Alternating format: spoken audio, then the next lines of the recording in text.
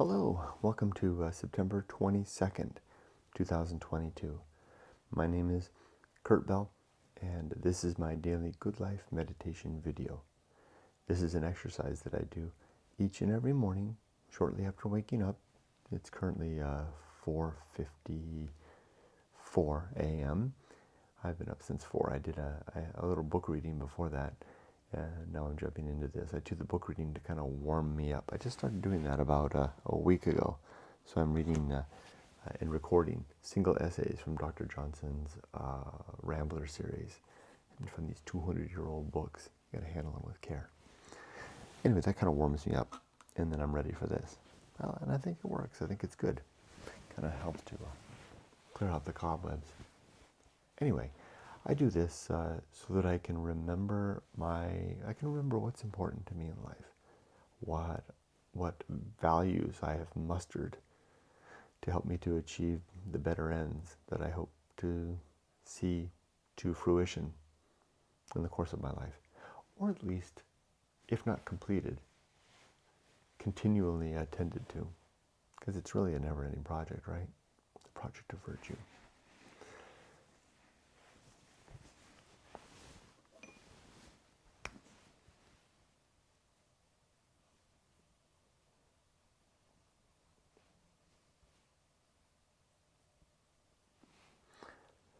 I do this endeavor by, first, I do three things. First, I think about last night and yesterday and how I did with the challenges that I encountered and the opportunities. 2, I do a categorical recitation of my 7 objectives and 32 principles. To look at them, examine them, to see where they might be unsound, and to improve them if I can. And I can. And then 3, I look at the coming day just ahead of me, and I plan for what opportunities and challenges I might face to better get through the day. Okay, first, last night and yesterday. The alarm did wake me up. That's good. But I did wake up in the middle of the night and kind of just toss and turn for, it must have been an hour, sometime around 2:30 or so. And I did hear a strange sound in the house, which made me, alert. That might have contributed to it as well. I think it was an owl settling on the roof, as they do. Yesterday was a tough day, really tough. I was downright depressed in the morning. I was not looking forward to work. I feel like today's going to be better, because it's my Friday, so to speak. It's my Thursday. Tomorrow's a Friday off. I think today's going to be better. Oh, pardon me. I do have some good meetings, somewhat challenging meetings, but I think today will be better.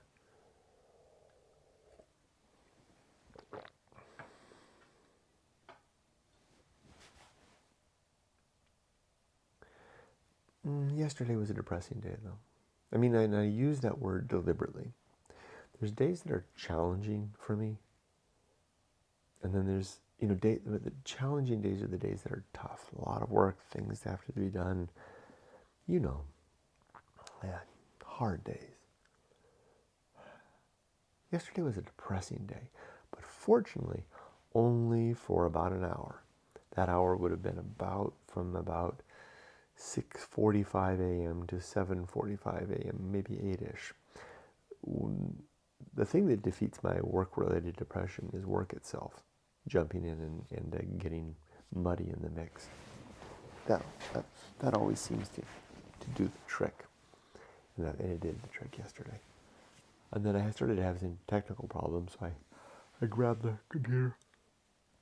And I drove into work to take care of those, and I was able to address those there. Okay. Overall, otherwise, pretty good day. Kept on top of things, managed my emotions, managed my work days. I had a little pain in the back. I can feel it right now. That's why I'm you're seeing me tossing and turning around. This little pain in my back. I don't know why. And I've got this underlying anxiety about the end of our lease, which is up in just about 5 weeks. And we either need to poop or get off the pot, right? Decide we're going to stay here, or sign a lease for something new, and we don't seem to have any good prospects lined up. We had a good place in Harbor City on the line, but I'm glad we let that go. It wasn't the right one. We have a place that we would probably sign for now, but the realtor won't call me back. Curious thing. I think the realtor had some surgery this week, and so she told me, I spoke to her once, and she was kind of rather indisposed. But time might be running out. We might have to pick something else. And we might end up in a situation where we're paying as much as we pay for this place without getting much more. We're looking to save some money and also gain some convenience, but I don't know. Let's do the Good Life Creed. First, I toss and turn. My 7 objectives. These are as follows. Number 1 is to be always ready to die. To have my affairs and my relationships and my life's work in a steady, sound, if not settled state, ready state, should I pass today and leave that behind. And I think they are. 2, to make good and effective use of my time, to not be wasting my days, but to be careful about what I choose to do and how I decide to spend my time. To make today a productive endeavor towards the ends of virtue, which are the improvement of the well-being of thinking creatures. 3, the development and maintenance of good and sound life principles.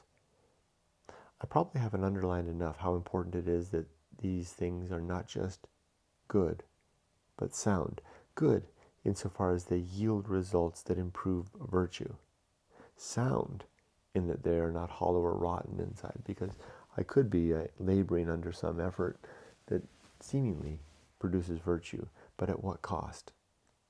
Does it have a derogatory cost that takes away from the virtue? Dr. Johnson warns us about that especially once we're into a circumstance of responsibility and we have commitments, we might be tempted to do dishonorable or non-virtuous things that we think are investments or mere prices and consequences we have to pay towards some bigger, further goal. And the age-old adage of the ends do not justify the means comes to mind. So my principles have to be both good and sound. And as I go through them one by one this morning, I'm thinking of them in that regard, or at least I'm attempting to. The next one is the cultivation of good emotional reactions, to become a man who reacts well to whatever I face throughout the day, whatever emotional challenge suggests upset, threatens me to lose my cool, and to become unsettled, as I do. I'm vulnerable to that, highly vulnerable to that, in fact. It's readily apparent by anybody who works with me. They can read the anxiety in my eyes and hear it in my voice. As is my family aware of it. Something to work on. My next objective is to perform good actions, just to do good things throughout the day. Now, and again, and then again. Number 6 is to recognize my true limits and my true opportunities. In this way, I'll be focusing on things that are really within my means and that are worthwhile, that are sound. And I will be ready to recognize what is outside my means, outside of my ability, outside my scope of control, and then to apply apathy to those things, to not fret or worry about my seeming misattention or inattention. Seeming misattention when I don't realize what they are, right? Inattention when I decide to step aside. The thing to avoid is inattention where I need to apply attention. I sound like word salad right now, but I think it's making the point. The Stoic would use apathy, to be inattentive, to wrestle their sense of connection from things to which they are decidedly inattentive. Such things may include their own well-being, their own death, when circumstance so prescribe. There's a lot in what I just said right there that could bear some unpacking. But I like the way it was put in there. That was like a shot of espresso.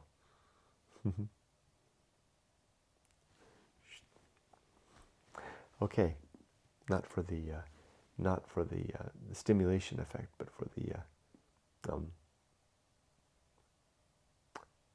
churning thoughts that it whips up. I imagine those ideas will be reverberating throughout my day in my mind. It's fun to do that, dropping a little stone in the pond in my head. Excuse me. The last one is to do just one thing at a time, and to do that thing slowly, deliberately, and carefully, just as I'm working to do right now. If it seems like I'm very measured in my speech and careful about what I say, excuse me, that's not natural. That's contrived. But it's interesting that the more contrivance I apply at my demeanor, the more that my demeanor becomes natural in that capacity. It's like training oneself. It's like training a tree to grow in a particular way, a bonsai tree, tying up the limbs a little bit so that they grow this way or that. And after a while, you can take away all the pines, and that's its natural shape. So too, with being careful about what we say. All right, so those are my 7 objectives. Those are the things I strive for. I strive and I'm living for. Those are the things that if I can achieve them, that I hope will yield a good and sound life for all the aforementioned reasons. Now my 32 principles. The first of these is the principle of war. To always be fighting against anything that I already think is true, or that is proposed to me as something that I should think is true, that I should onboard, particularly from someone who has an ambition to win me over. I'm curious about such things. I would love to engage such people, but if you have something that you want me to believe, you're going to need to make a good case. Likewise, if I have something that I want to believe myself or want to continue to believe, I need to make or sustain a good case. It goes both ways. In fact, the war is more inward than outward because I have more occasion to suffer my own beliefs and ideas to scrutiny than anyone else's, because it's not very often that anyone comes with me proffering their beliefs. I did have a Christian come to me about a month ago, and you know how sometimes they do, right? Just come in because it's their mission, right, to proselytize, and ask me if I knew Jesus. This was at work, and asked me if I knew Jesus, and I said that I studied the Bible, and that I certainly attempted to know Jesus, everything from prayer, asking Jesus into my heart sincerely, not in a disingenuous manner, as sincerely as I can muster, right? I can't get around the fact that I'm a skeptic. That's the way. If God made me, that's the way God made me. So I have sincerely multiple times asked to know God. I've prayed repeatedly over the years. I was a Christian for a while in my teenage years. And then I stopped being a Christian around age 16 when I realized that I didn't have any good reason to believe it. And I've been a skeptic ever since, and an atheist ever since. But I've been always ever curious. I've been curious about all the religions. But the main one, of course, is the Christian religion of my society. So that's the one I encounter most. So when that man asked me, do I know Jesus? I said, well, I did. I don't anymore, but I continue to try. I read the Bible every day. I prayed. I thought about it. I think about it every day. I sincerely and genuinely engage with Christians that reach out to me, and I continue the effort. But to date, just emptiness. So and then I even mentioned to him that I've even written a book on the subject. Freeway Bible Study is the book, A Skeptic's Guide Through Genesis and Exodus. And he was curious about that. And he asked if he could continue talking with me. I said yes. No, I didn't push anything on him. I didn't even tell him anything more about anything. I just continue. We don't work together on the same project, so we have no reason to really get together. But the next week he came to me and he said, is your book called Freeway Bible Study? He had looked it up on Amazon. I said, yes, that's it. And we didn't talk any more than that. And then, actually I did say, I'll bring you a copy. And he said, oh, thank you. So I did bring him a copy. I left it on his desk, and he later came and thanked me for it. And he said he was going to read. He offered to pay for it. I said, don't worry about it. Haven't heard from him since. I look forward to that. So that's an example of someone that wants me to buy into their worldview. Has a message for me, good news as he would describe it. But to do that, I will ask him to exercise his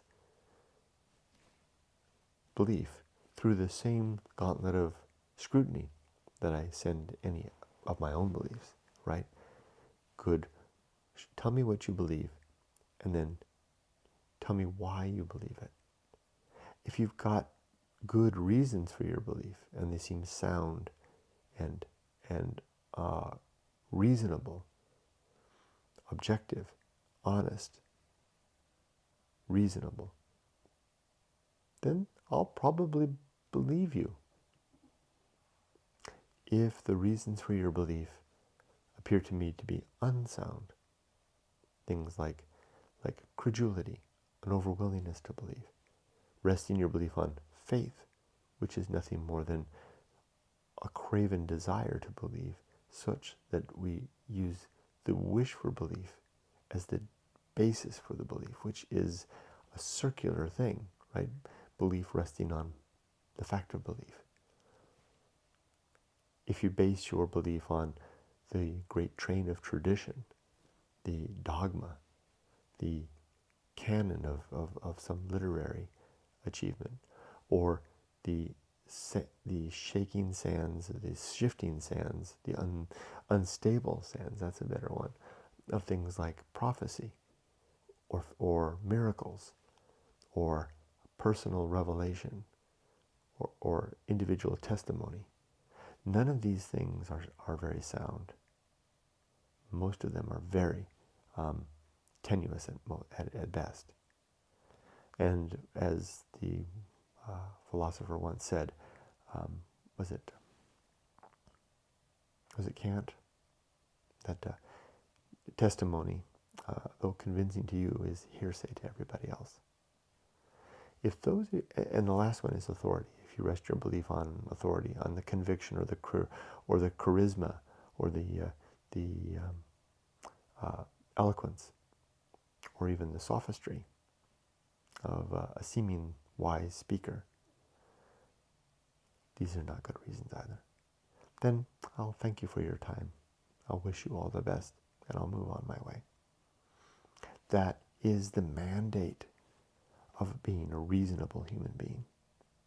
That is the requirement of being someone who takes truth seriously and doesn't just seek to apply a covering to the hurt of our uncertainty, to the uneasiness of our doubt, and to find some soothing creed or belief that we can then swear allegiance to get us through the rest of our days.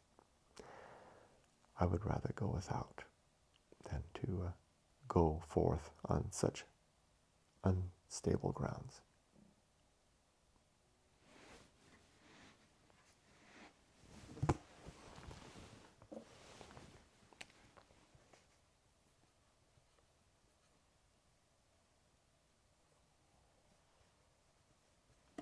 I think I've covered the second principle in detail as well. Second principle number 2 is reason. Remember, first one is war, and then reason. Reason has 3 sub-principles: honesty, objectivity, doubt, 4 that is, and humiliation. I think I've covered the first 3, but humiliation is welcoming the experience of finding out that we're wrong and being humiliated by the fact, and maybe in front of others who show us better. we need to embrace that if we're going to move forward and get past our mistakes. Number 3 is the homunculus, the little man or woman that lives inside our head, so to speak, our consciousness, that little thing that's operating with me right now that's speaking to you. You've got one too. We only have this for a short while. Once we wink out, once we die, the homunculus is gone, and it's mortal just like us, and it won't carry on. I don't think there's a soul. I don't think we live forever. I think we just die, and that's the end. The next is, number 4, is the Anchorhold.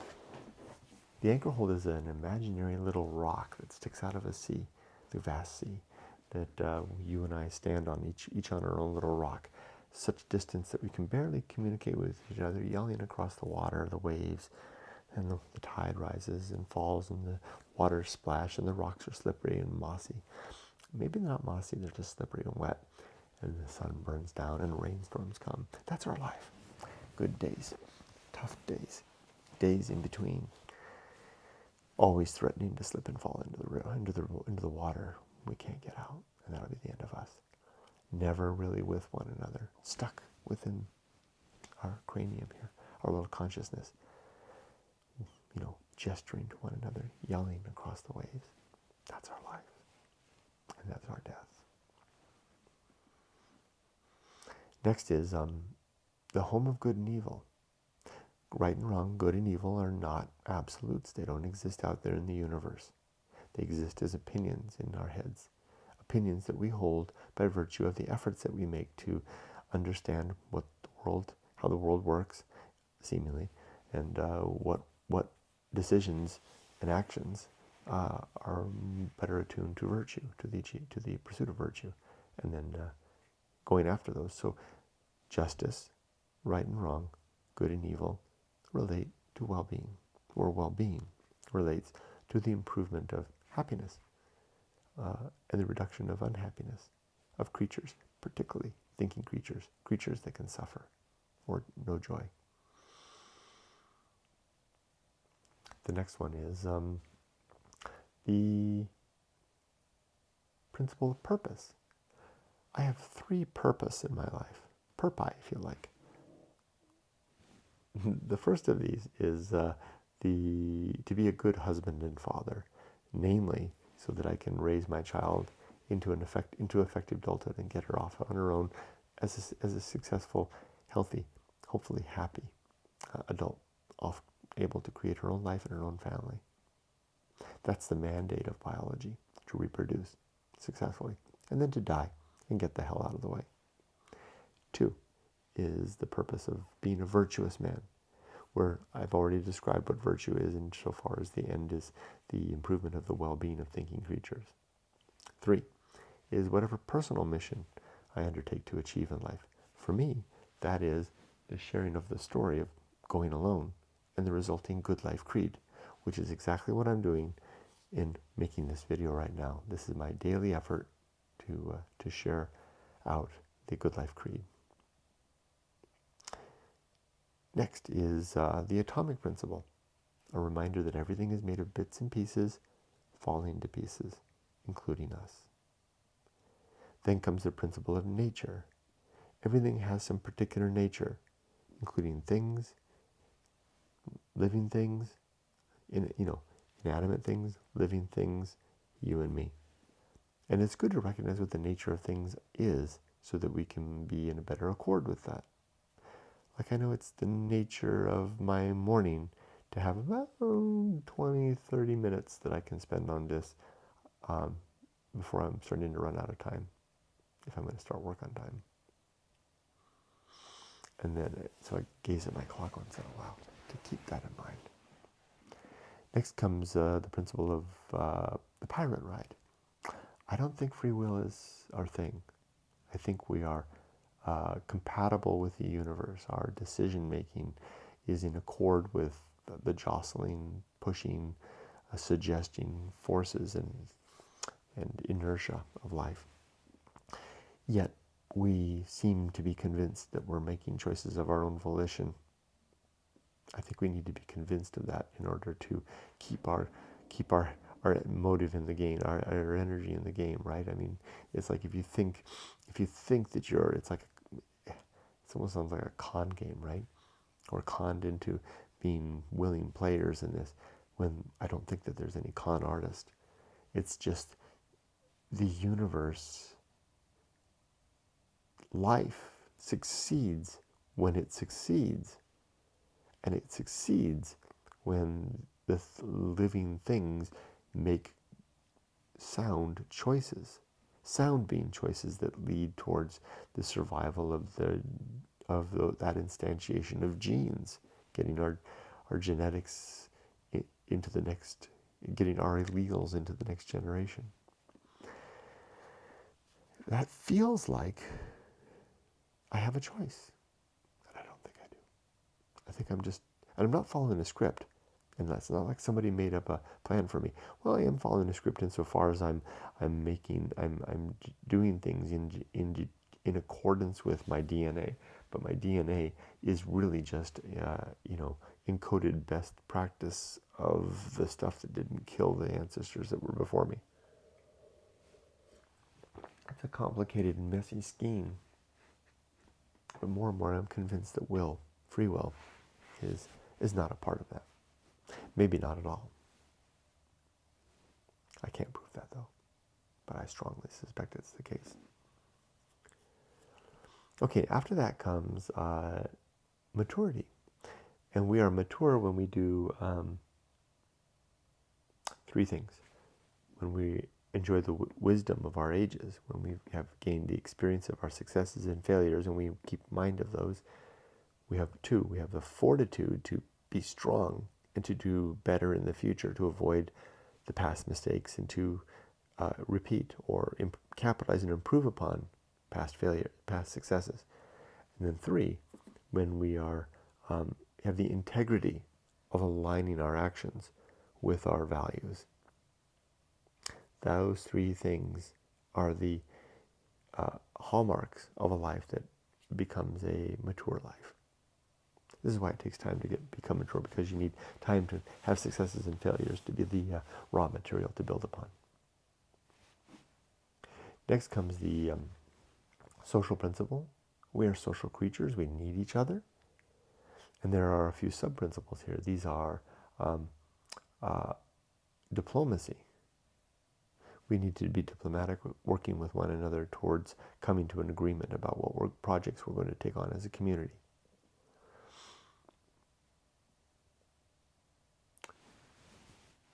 I've forgotten, and when I forgot, I can go to the book where I have all this stuff written down. So within the book, Going Alone, there's a chapter called The Good Life, where I have all this stuff laid out. I try to remember it, but sometimes I forget. Oh yeah, I should have known this. There's 3 of them. Diplomacy, see, it's kind of laid out right there. Diplomacy, justice, and conspiracy.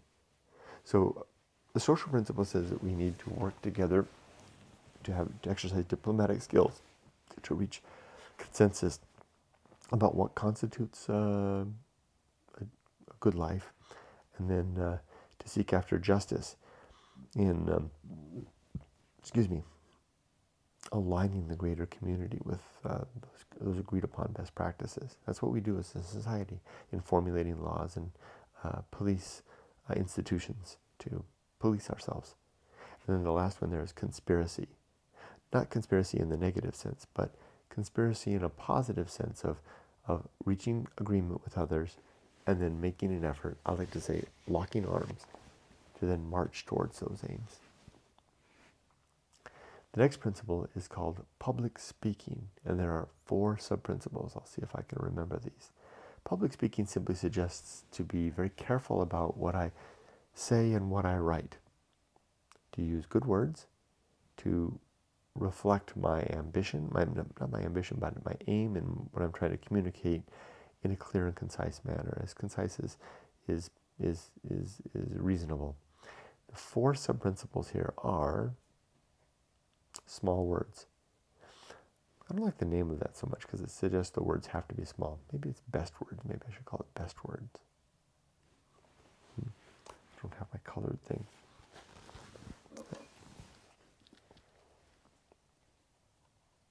Best words. Then prudence. Prudence is where our communication is actively being filtered through, actively, as we speak, as we are writing, filtering it through our value system, where prudence is the activity of aligning what we say and write and do with our value scheme structure, right? So public speaking suggests best words, prudence, and to the avoidance of rumor and gossip. Better to just sit still with our hands clasped than to perpetuate unfounded claims or to talk about others behind their back. Better remember the next one. It's on the next page. I think it's Temperance is next. Let's check. Because if it is, it leads into a fiver. It is. After Temperance, Temperance, there comes with 5 principles that go together. Temperance, life will not go well, the horror show, that which must be borne, and the Feast of Offal. Let's go through these. Temperance suggests that we control our consumption. And performing activities is a form of consumption. Moderating everything. Everything from how much work we do, how much time we spend recreating, how much time we might sit on the sofa watching TV, how much time we spend reading, how much time sleeping. The list goes on. Just moderation in all things. Just a good, appropriate amount. We're adults. We can decide what's appropriate. We know better. If we have that ability, then we can control ourselves better, especially through the tough times, which we'll need with the next few principles. The next principle is life will not go well, and it won't. Things are going to happen every day, throughout the day, that foil our plans. Things happen that not the way we want them to be. We picture how the day is going to go, how our trip to Disneyland might go, how the meeting is going to go at work, how my evening with my family will go, etc. And for the most part, it's mostly that's the case. But sometimes it's not. Things happen, right? I could enumerate examples, but I think you get the point. I get the point. So I'm ready for that. I remember that every day, and I expect that of today. I expect that life will not go well. The next principle builds upon that principle, life will not go well. It's called the horror show. I have to gulp every time because this is where I get anxious. My heartbeat starts to increase. My anxiety starts to rise because I'm trying to remember that sometimes life doesn't go well. Like last week, my daughter's car broke down and I had to engage in a fire drill to get it fixed. But sometimes these things happen at a far greater level, a horror show level. And I usually try to make something up, something reasonable, something that could happen to illustrate that fact. I have a hard time with this. This is really, really difficult for me. Like if I wanted to build upon the example that I just gave of my daughter's car breaking down, what I would do with the horror show is say, it could have been much worse. It could have been that Emily might have been driving the car and had a head-on collision with stopped cars on the freeway that she didn't realize. Maybe she was texting or distracted in some way, or maybe she passed out in the car and collided head-on with another vehicle or a wall or a divider or something like that, and was killed instantly. Or worse, was not killed instantly, but maybe was trapped inside the car, which, here's where it gets hard, folks, which caught on fire and burned my daughter to death, screaming and writhing inside the car. I know. You're thinking, what a monster, Kurt. to be thinking and imagining that of your own daughter. And I feel like a monster going there. This is really hard. Usually, and I'm restraining myself today, usually I resort to expletives. I'll say the F word and the S word and all kinds of things because this pisses me off. It's a horrible thing. And I subject my loved ones to this because that's where it hurts most. I want to go where the most pain will be. Because that could happen. That could happen to my daughter. That could happen to my wife. It could happen to me. My dogs could get run over in the street. I mean, I can always keep them on a leash. You get the point, right? This is a Stoic exercise, okay? And if you're not feel familiar or comfortable with Stoic uses or applications of apathy to life's horrors, then this will sound monstrous to even go there. This is not something we do in normal modern society to reflect upon the terrible things that can come. And I am not a fan of this. But I do it because even though I'm not a fan, I know the value that comes of being prepared for the worst. And it doesn't mean that our thoughts linger there, right? It's like a sea captain setting out with their ship on a voyage. A good sea captain will imagine the worst. Imagine the ship running afoul under the rocks, going under, leaving the captain and the crew, or at least those that survive, shipwreck and stranded on some rocky outlet like Pitcairn Island, or what is that one island? I can't think of it. Pitcairn's a good example, right? The wise captain, the prudent captain, the Stoic captain will imagine that scenario, won't cover their ears to that, and will prepare his or her life accordingly so that when it comes, because it does come, the captain can keep his cool up on the poop deck, barking out commands to prepare the lifeboats, provision them with supplies, get the men over the side, into the boats, away from the ship that's floundering, and off to safety. So too, the wise Stoic, prepared and forewarned of potential horror, is ready to exercise more calmly and with collected resolve and dispatch the efforts to get through to the other side.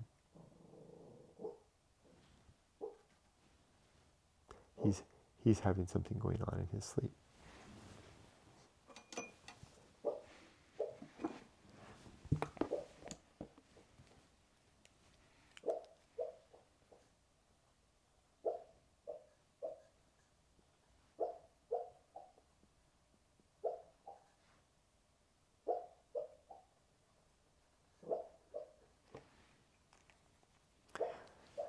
Okay, that was the horror show. The next one is a principle called that which must be borne. What we have to bear is the fact that life won't go well. Like I'm trying to make a little video here, and I've got a dog dreaming in his sleep and barking at them under his voice, so to speak, which is just fine. I mean, that's it's cute. But we also have to bear the horror show, the terrible stuff that comes. Yes, that's our burden. The next one is the Feast of Offal. That's what happens when we get upset and let the whole world know about it. Gosh darn the gosh dang. And we hurt those around us, namely our family, because that's the ones you typically do it to.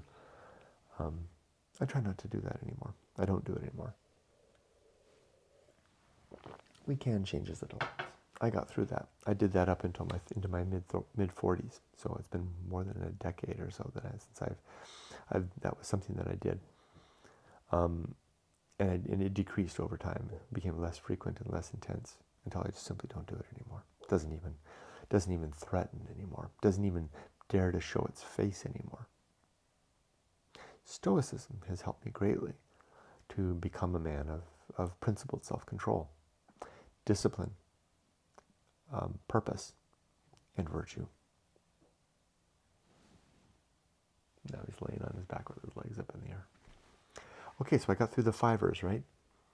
Temperance, life will not go well, the horror show, that which must be born, and the Feast of Offal. Next is, I think, it's either distraction or the best seat in the house. Let's take a look, because this will help me to I need to keep this part straight.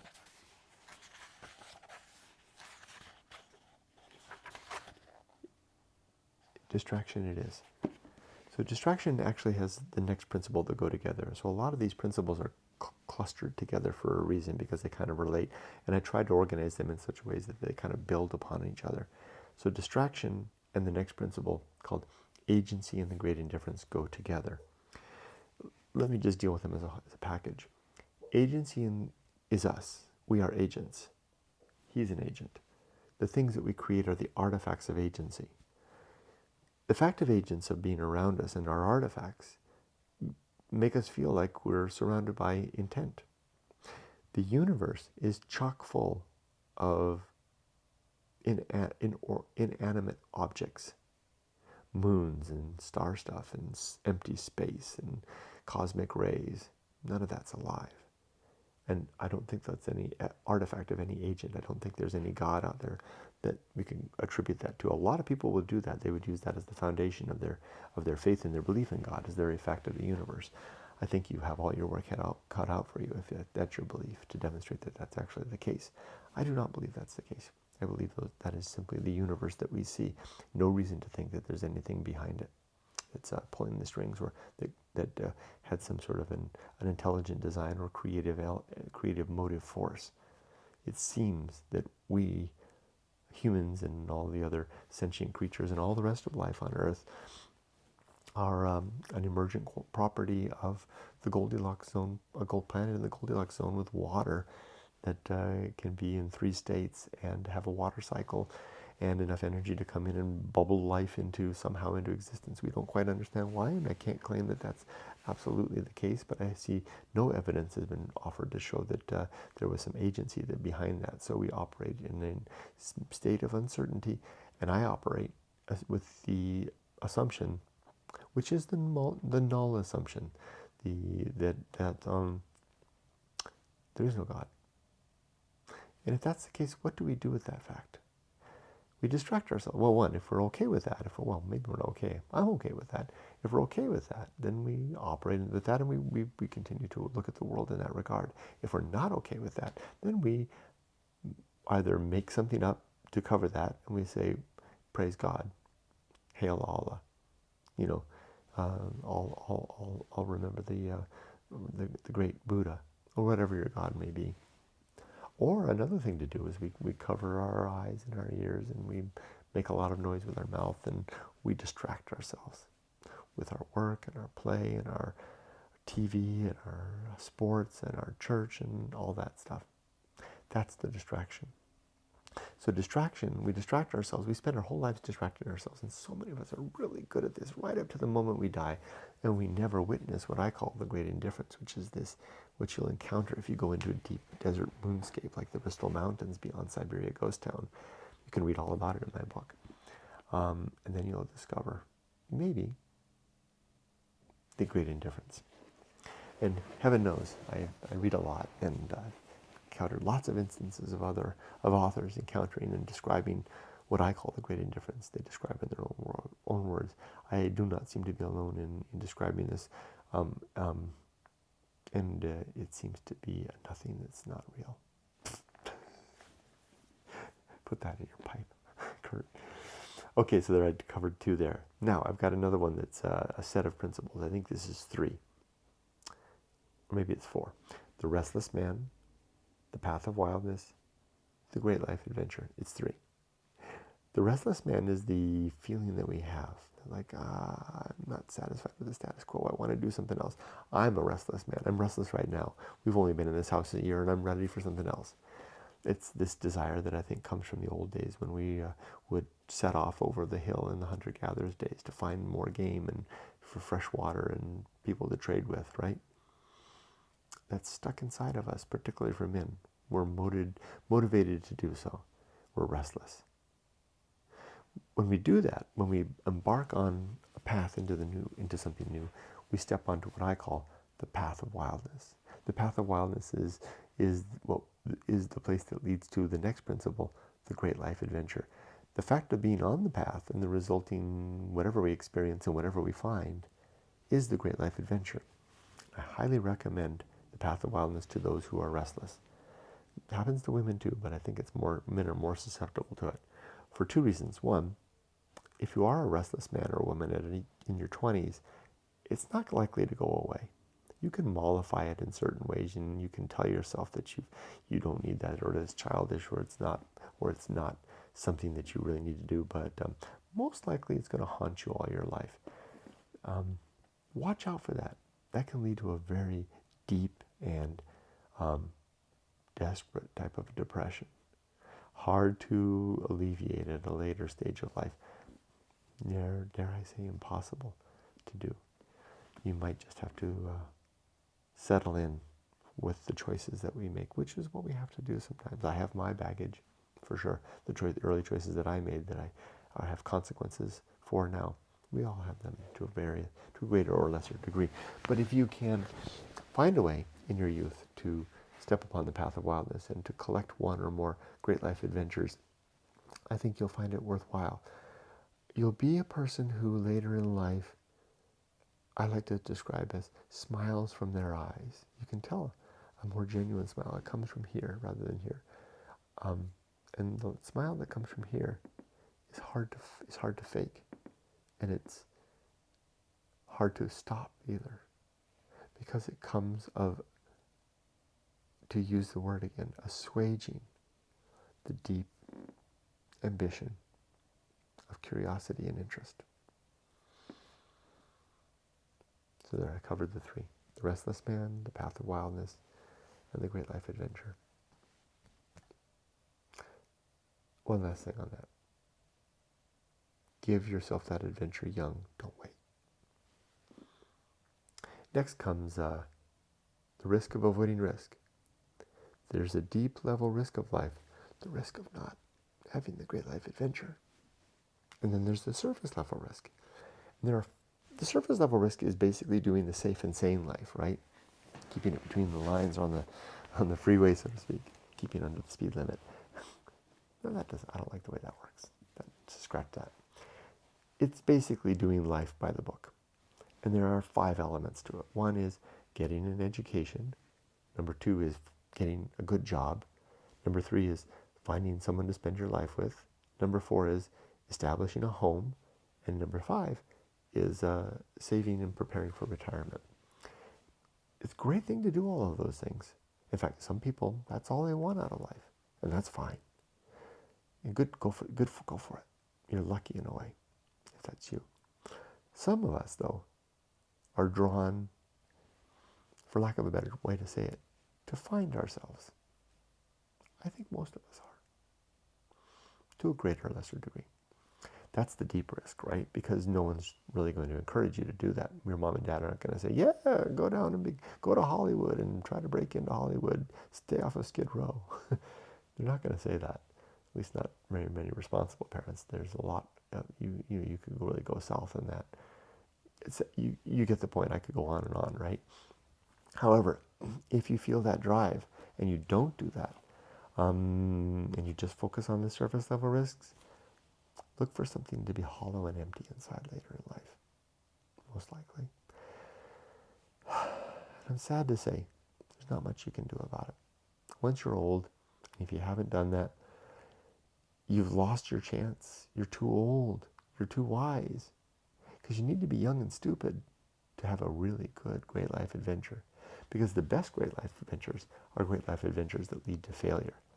And it's hard for old people that are trained in best practices and trained in success to enjoy failure without, 1, it ruining them, and without 2, the 2 is that they just can't do it because they're too smart. So, what do you do with that? I don't know. You get a motorhome and you tour the country. And there's some satisfaction in that, I think. I've never done that. Well, I did that when I was a kid. My parents dragged me around. It was good. But, or you go on a cruise ship, or you take a package deal tour of Europe. You know, whatever the case may be. Safe and sane, right? Not going to take too much risk. Be safe. My thing is to say to be safe, but not too safe. There's that sound again. I don't know if you heard it. It gives me goosebumps. I know Yumiko's asleep. It was here on the second floor. I know it's not anybody. The dogs would be flipping out. But this is the house. Maybe there's wind. I just heard more sound. Maybe it's a ghost. Nah, it's not a ghost. There are no such things to the best of my ability, to the best of my reasoning. Again, that comes back all to that long thing I said before about gods. For the same reason, I hold that there are no ghosts, because I don't think we have a soul. I don't think we live. We exist past our death. Won't I be surprised? Yeah, but at least in the meantime, as long as it just seems to be wishful thinking, I'm not going to onboard that idea. Okay, back to the thing. So that was I think I went on long enough about the risk of avoiding risk. Next is sin and damnation. It is a sin to be dishonest with others. It's also a sin to be dishonest with ourselves. And it's also a sin to gossip and spread rumors. So I don't do any of those things. At least I try not to. And there are 7 of those, or is it 5? Is it 7? Falsity, credulity, faith, superstition, dogma, 7. Authority, and gossip and rumor. Maybe it's 8. Doing any of those things results in damnation in the moment of now, in the here and now. Next comes complete oblivion. After we're dead, that's the end of us. We won't, since we don't have an afterlife, we're not going to be ghosts creaking around in any house. Since we're not going to exist after death, that means that we won't see our loved ones again.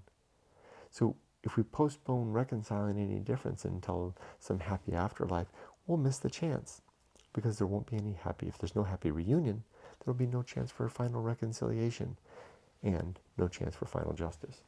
Those who got away with bad things in life, they got away with it. And those who were wronged and their wrongdoers were not. It's the same thing I just said. Not punished, though. They'll never see justice. Nor will they care, because they won't be around. So it's more important to attend to these things in the here and now. So that was it. See, sin and damnation, complete oblivion, and then the great.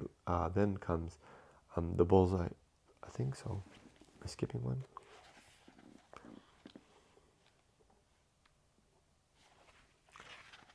Oh yeah, the season of philosophy. I almost skipped one.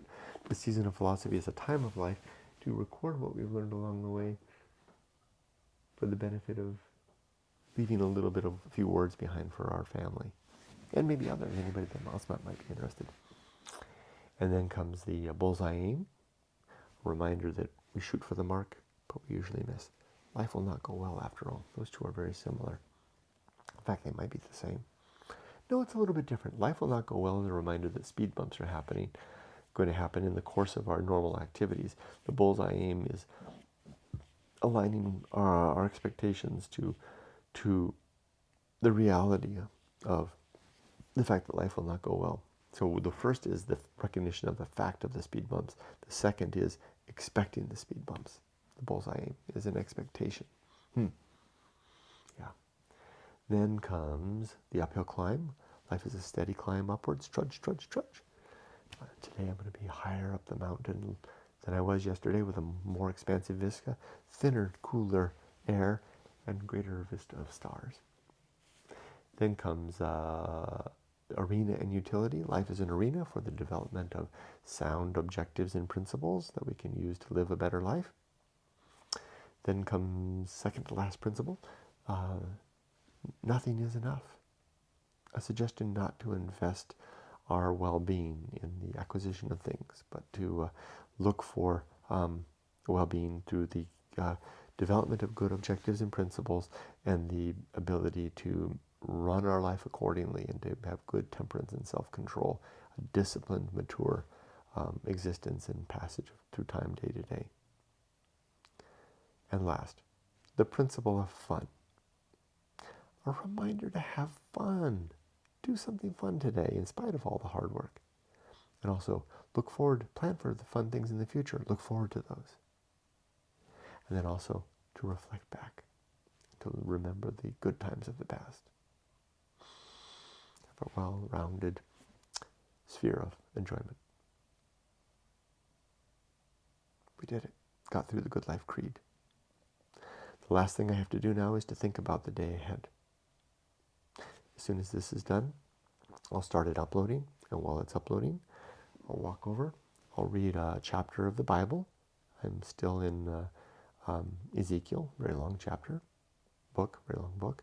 Then I will go downstairs, take the dogs downstairs. I'll feed them. Then I'll take them for a short walk. Then I'll come back, get dressed in my work clothes, and start my work day. It's going to be a good day.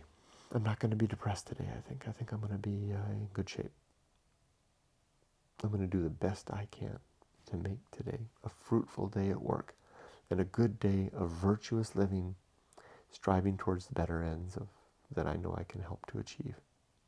Then I'm going to prepare for tomorrow, when I'm going to take the full day off, and I have that off from work, and go look for a new place for Yumiko and I to live. Maybe try to convince her to take the day off and come join me. I hope she will. I'm going to have a good lunch tomorrow. It's going to be a good day. And I'm going to not worry about what's going to happen. The worst that's going to happen is we're not going to find a place and we'll just have to stay here. And the worst that could happen there is that the landlord raises the rent $500 that we couldn't afford. And then we just have to, get rid of everything, and Yumiko and I go start living in an Airbnb month to month until we can find a place. It's the worst that could happen. It's the worst. The horror show suggests theirs could be far worse. But I'm ready for that too. At least as ready as I can try to be through this deliberate effort each and every day.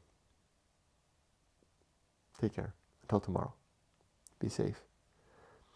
But not too safe.